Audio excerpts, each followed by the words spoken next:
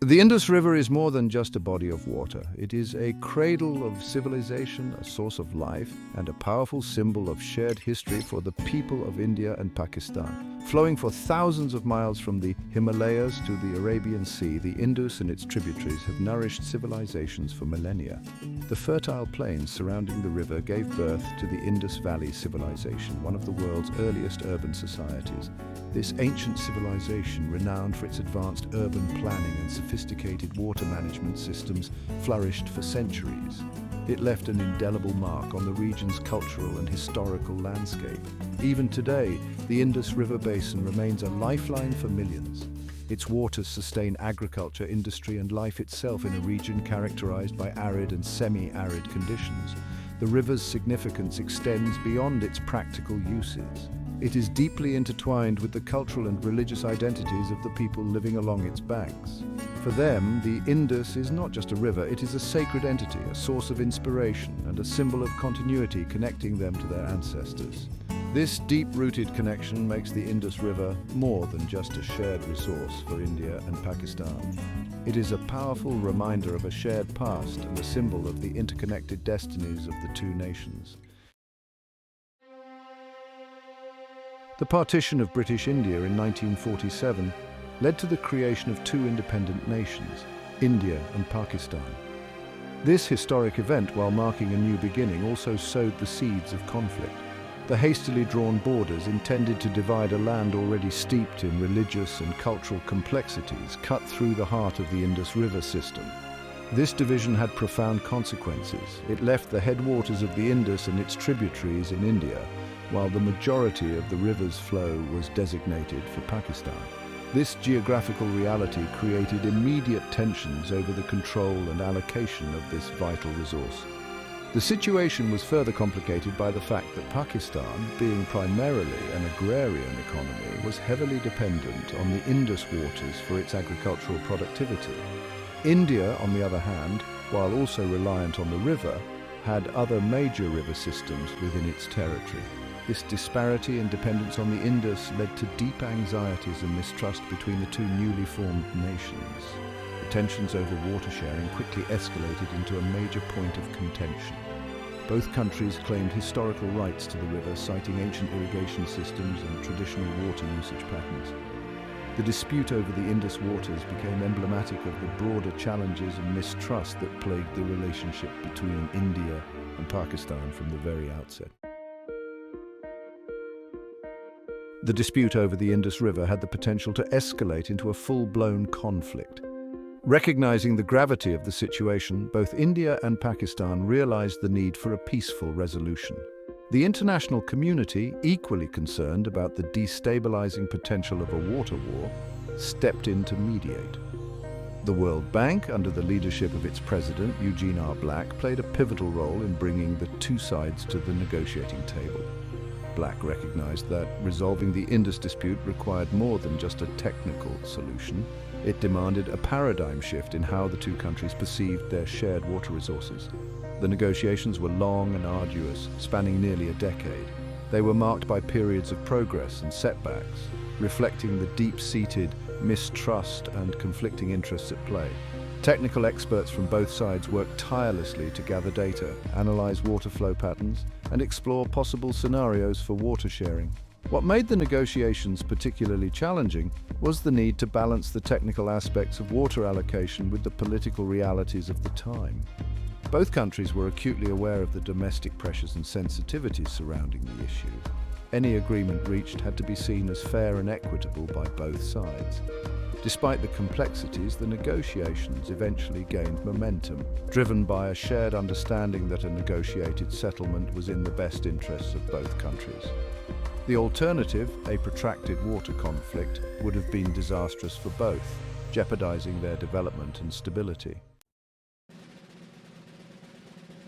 After years of intense negotiations, India and Pakistan signed the Indus Water Treaty on September 19, 1960.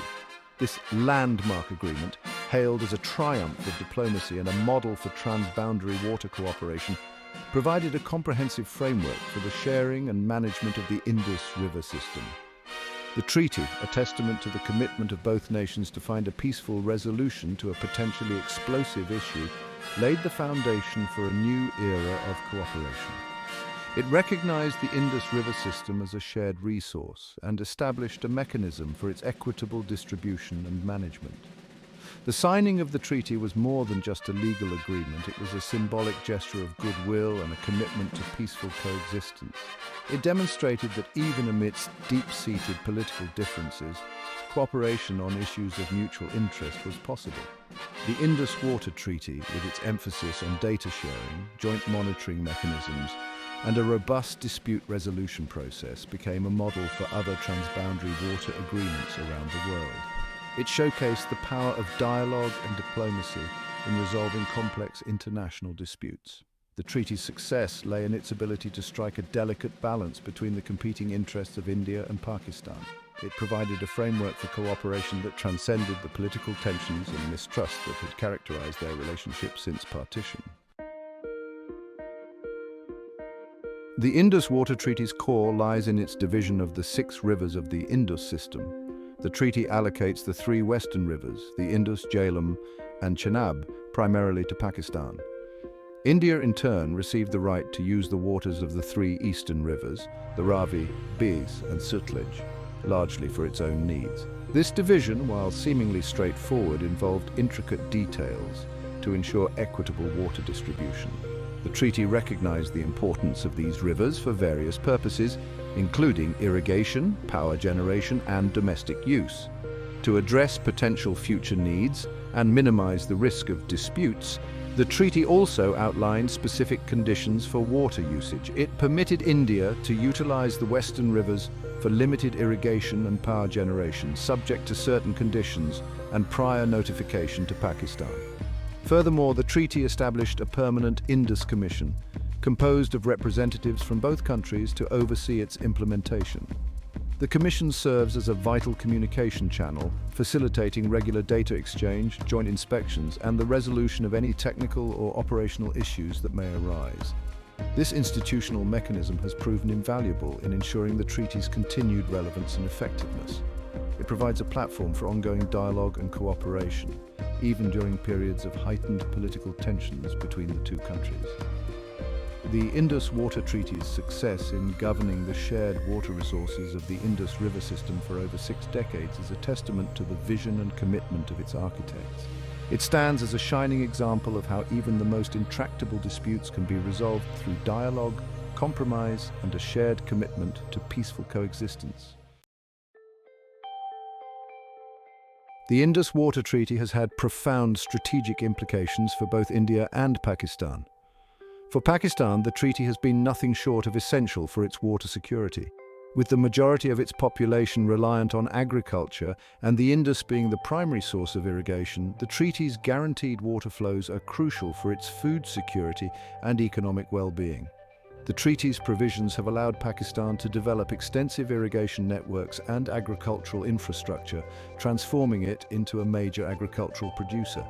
The uninterrupted flow of the Indus waters has been vital in supporting its growing population and ensuring its economic stability. For India, the treaty, while imposing certain limitations on its use of the western rivers, has provided strategic benefits as well. It has allowed India to develop the water resources of the eastern rivers to their full potential, supporting its agricultural and industrial growth. Moreover, the treaty has served as a stabilizing factor in a volatile region by providing a framework for cooperation and a mechanism for resolving water-related disputes. The treaty has helped to prevent a potentially devastating conflict between 2 nuclear-armed neighbors. This aspect of the treaty cannot be overstated. In a region often marred by conflict and mistrust, the Indus Water Treaty stands as a beacon of hope and a testament to the possibility of peaceful coexistence. It underscores the understanding that cooperation, not conflict, is the only viable path towards sustainable development and regional stability. While the Indus Water Treaty has largely been successful in its objective of preventing a water war between India and Pakistan, it has not been without its challenges. One of the most contentious issues in recent years has been the construction of hydropower projects on the western rivers, particularly by India. India's growing energy demands have led it to explore hydropower potential in the Himalayan region, including on the western rivers allocated to Pakistan under the treaty. This has raised concerns in Pakistan, which fears that these projects could potentially impact the flow of water into its territory. Pakistan has raised objections to several Indian hydropower projects, arguing that they violate the treaty's provisions regarding the design and operation of such structures. India, on the other hand, maintains that its projects are within the treaty's parameters and will not adversely affect Pakistan's water share. These disputes over hydropower projects highlight the inherent complexities of managing a transboundary river system. They underscore the need for ongoing dialogue and a willingness to address each other's concerns in a spirit of cooperation and mutual understanding.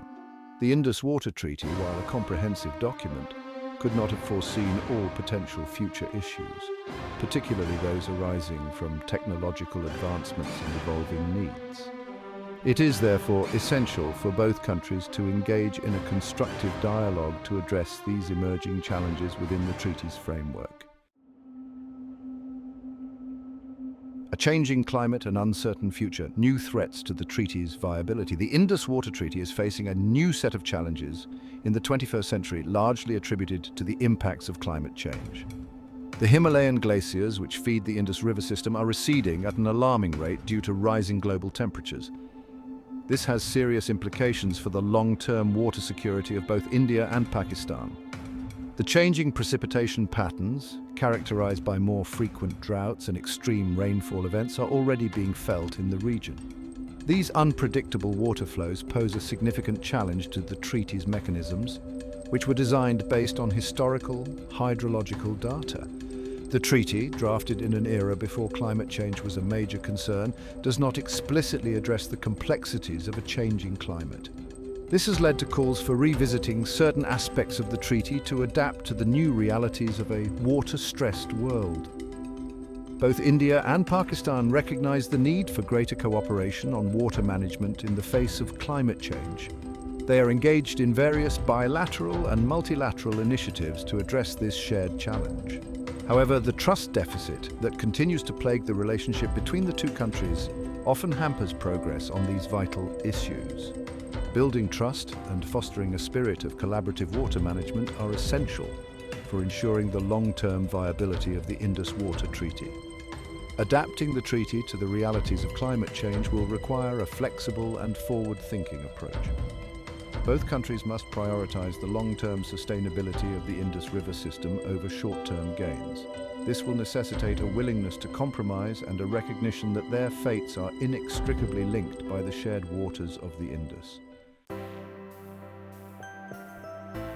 A testament to peace, the enduring significance of the Indus Water Treaty.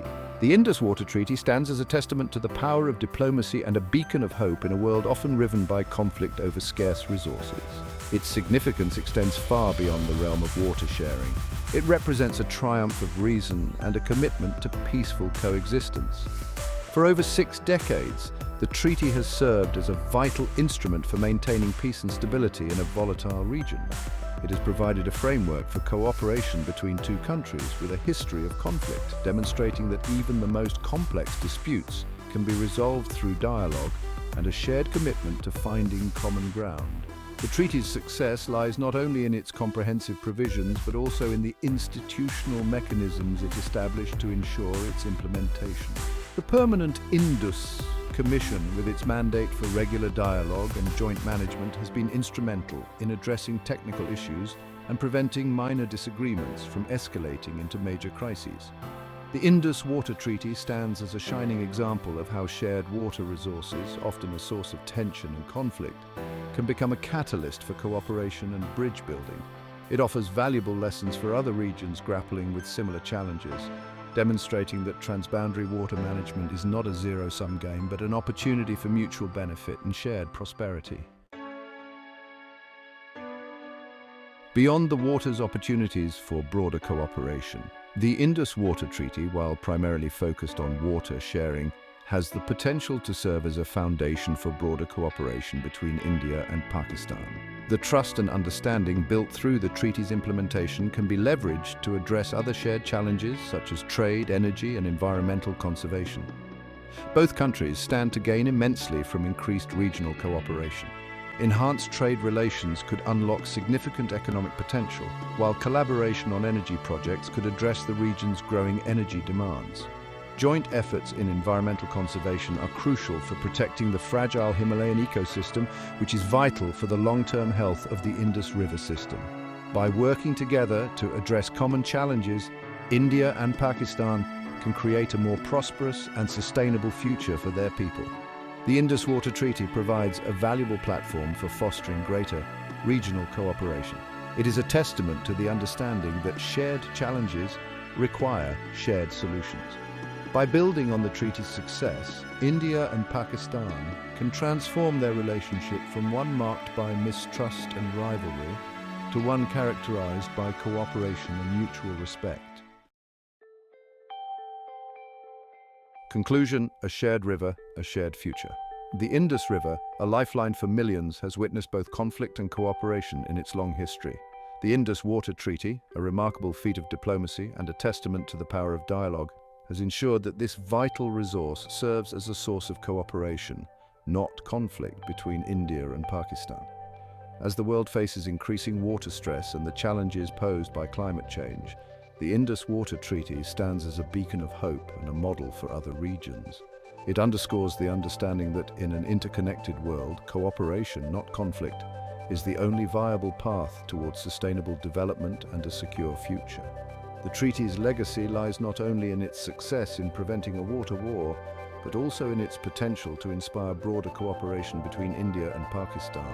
By building on the trust and understanding fostered by the treaty, both countries have the opportunity to create a future where the Indus River, once a symbol of division, becomes a symbol of unity and shared prosperity.